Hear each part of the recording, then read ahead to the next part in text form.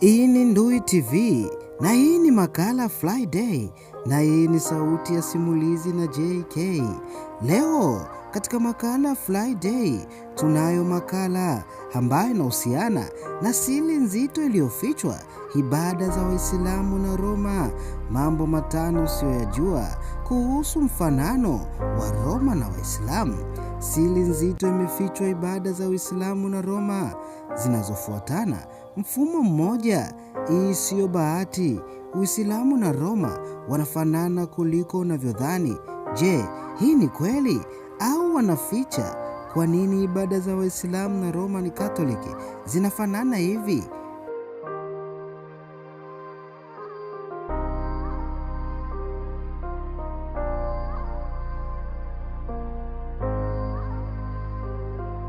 Kwanza tuanze na historia ili tuweze kuelewa nani ni mother of all.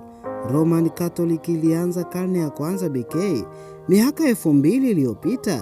Islamu ilianza karne ya 7 BK, mwaka 610. Hivyo Roma ni mkongwe kwa takriban miaka 600 kuliko Uislamu. Na haya ndiyo mambo matano yanayofanana kati ya Roman Catholic na Uislamu.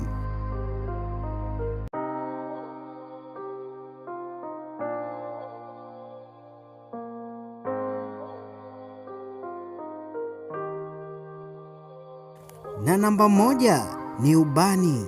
Katika makanisa ya Roman Catholic utaona ubani ukifukizwa na makasisi, ishara ya heshima na sala kupaa juu. Lakini pia kwa Waislamu utakuta matumizi ya ubani, udi au bakol majumbani au hata karibu na ibada.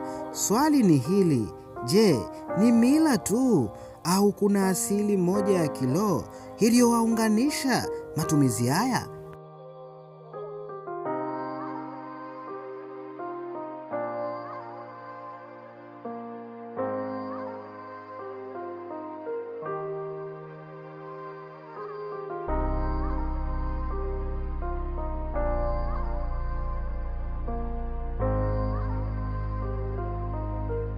Namba 2 ni ibada za wafu. Kwa upande wa Roma kuna maombi kwa ajili ya waliokufa, misa za wafu na kuwatembelea makaburini. Lakini kwa upande wa Uislamu kuna dua kwa wafu, kuwatembelea makaburini na kuwaombea rehema. Kwa hivyo wote wana maombi kwa ajili ya waliokufa, wote wana misa za wafu na kuwatembelea makaburini kwa ajili ya kufanya ibada za wafu.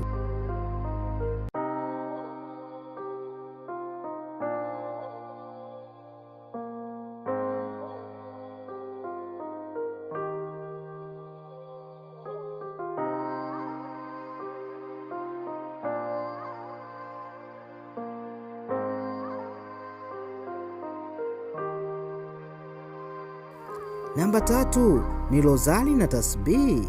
Katika Roman Catholic kuna rozari, punje zinazotumika kurudia sala.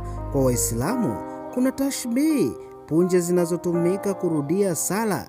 Hii si tu kufanana kwa vitu, ni mfanano unaofanana wa kurudia ibada kwa hesabu na kuzungusha gorori kwa ishara ya kusali au kwa ishara ya sala.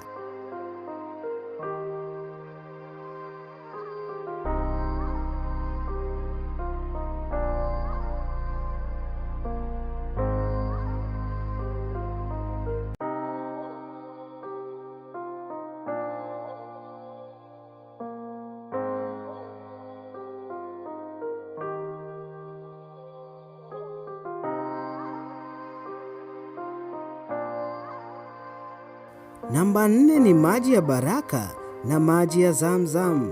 Katika Romani kuna maji ya baraka yanayotumika kwa utakaso na ulinzi wa kiroho. Katika Uislamu kuna maji ya Zamzam kutoka Maka yanayoaminika kuwa na baraka na historia ya kipekee. Maji haya mawili yanaheshimiwa sana katika kila upande.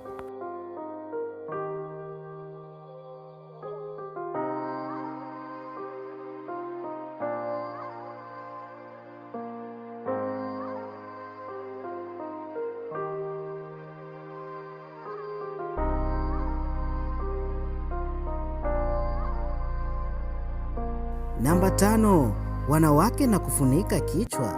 Katika makanisa ya zamani ya Roma, wanawake walifunika vichwa, ishara ya heshima. Hadi leo, utaratibu huu upo kwa masista, na katika Uislamu, hijabu ni sehemu ya kujistiri na ibada. Hapa pia tunaona mfanano huu wa pande mbili. Je, haya yote ni bahati tu au kuna historia ya pamoja ambayo wengi hawajaambiwa? Andika maoni yako hapo chini. Unadhani ni nani alichukua utaratibu huu kutoka kwa mwingine? Usisahau kusubscribe kwa ajili ya simulizi zaidi za kushangaza. Na hii ni Ndui TV na hii ni makala Friday. Makala hizi utapata kila Ijumaa hapa Ndui TV.